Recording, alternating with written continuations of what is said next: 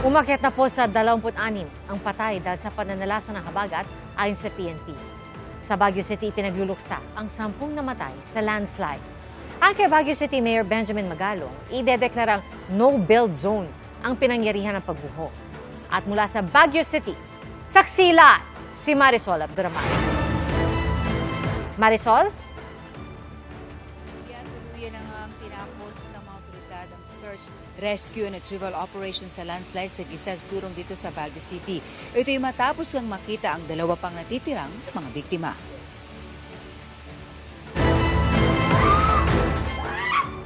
Hindi napigilan ng babaeng ito ang kanyang emosyon nang masilayan ang labi ng kanyang kapatid na nakaburol sa isang chapel sa Baguio City.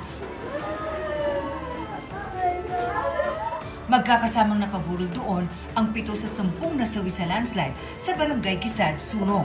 3 henerasyon ng isang angkan ang nawala, kabilang ang 5 bata.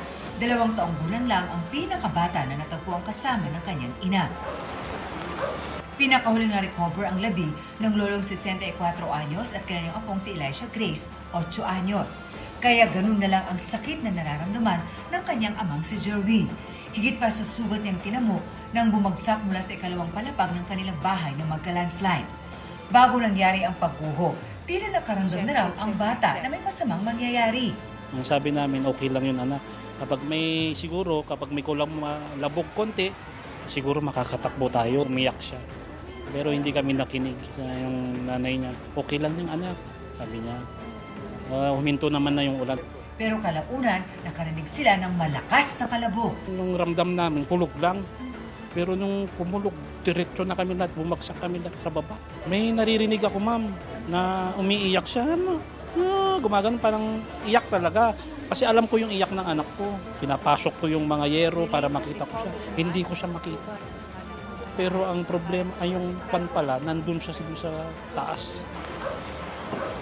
3 residente ang nasagip mula sa guho. Bale, 2 na discharge po sa hospital after the treatment.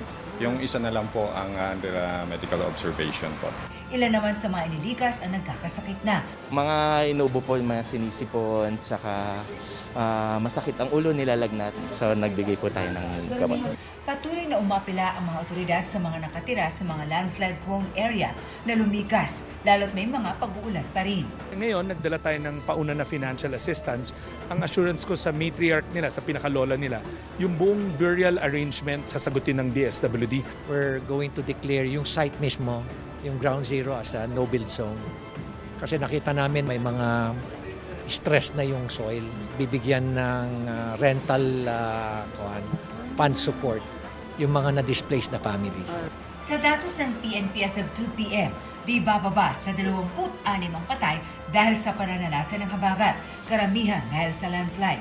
Ayon sa Office of Civil Defense, mahigit 800,000 pamilya ang naapektuhan ng habagat at mga bagyong Luis at Maymay. Nasa 27,000 pamilya ang nananatili sa mga evacuation center. Kasama rito ang halos 600 pamilyang inilikas dahil sa baha sa Dagupan City. Sa Barangay Lasip Grande, pahirapan ang pagtawid sa mga kalsada dahil sa malakas na agos ng abot-bewang na baha. Abot dibdib pa ang tubig sa looban ng barangay. Sa Calasiao, 21 barangay ang binaha at umabot sa mahigit 56,000 individual ang apektado. Nasa spilling level ang Marusay River. Base po sa ating monitoring, umabot na po tayo sa lagpas tao na tubig baha sa pinakamalalim na area. Lagpas taong tubig baha sa ating barangay Lungos, Lumbang at saka Talibao po. Sa Luna, La Union, problema naman ng ilang residente ang supply ng malinis na tubig. Nalubog kasi sa baha ang mga deep well. Nagrunong kami danom ulan, ma'am. Ayon sa LGU, nag-iikot ang mga fire truck para maghati ng tubig. Sa LGU po natin, meron po tayong sariling water refilling station na pwede po mag-refill yung mga community natin. Relief and recovery naman ang tututukan ngayon ng Baguio City Government, hindi lamang dito sa mga biktima ng landslide, kundi lahat ng mga naapektuhan ng masamang panahon. Samantala, Pia, sa ngayon wala tayong nararamdaman na pagulan o ng mga ambon. Sana nga tuloy-tuloy na maging maayos ang panahon dito sa lungsod. At live mula rito sa Baguio City, ako si Marisol Abduraman, ang inyong saksi.